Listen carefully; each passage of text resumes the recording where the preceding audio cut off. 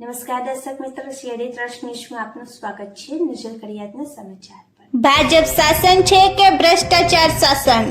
જાણો આવું કેમ. હવે સરકાર સિવાય કોઈ સહારો નહીં. ભરૂચ અને નર્મદાની 4 પાલિકાની શાખ અને ફરી નગરમાં જગમગાટ. ગાંધીનગરના હાથમાં ડીજીવીસીએલ. ચારેય પાલિકા પૂરેપૂરી ₹25 કરોડની રકમ ભરે નહીં ત્યાં સુધી જોડાણો શરૂ કરવાના મૂડમાં નહીં.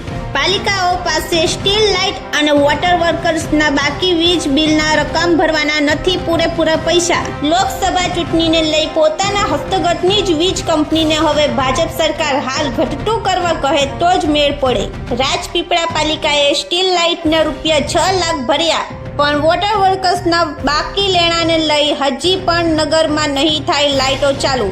ભાજપ શાસિત ભરૂચ, રાજપીપળા, જંબુસર અને આમોદ પાલિકાની શાખ અને ફરી 4 નગરો જગમગાટ માટે સરકાર સિવાય પાલિકા સત્તાધીશો પાસે કોઈ સહારો રહ્યો નથી. હવે ગાંધીનગરથી 4 નગરો અંધકાર દૂર થઈ શકે તેમ છે. ભરૂચ અને નર્મદા જિલ્લાની ભરૂચ, જંબુસર, આમોદ તેમજ રાજપીપળા પાલિકાના વીજ કંપનીમાં ₹25 કરોડના બિલ બાકી હોય. સ્ટીલ લાઇટના જોડાણ કપાયા અને આજે ત્રીજો દિવસ છે. ભરૂચમાં વિપક્ષ કોંગ્રેસે બુધવારે શાસક ભાજપની શાખના લીરેલીરા ઉડાવી દેખાવો કર્યા હતા. વિપક્ષ કોંગ્રેસને સામે લોકસભા ચૂંટણીએ ભાજપના કાન આંબળવા અને પ્રજાનું સમર્થન મેળવવા ફાવતું મળી ગયું છે. ચારેય પાલિકાના સ્ટીલ લાઇટનું લાઇટ બિલને બાકી રકમ તો લાખોમાં જ છે. પાલિકાઓ ભરવા તૈયાર છે, તત્પર છે, પણ સવાલ વર્ષોથી બાકી વોટર વર્કર્સના કરોડો રૂપિયાની છે.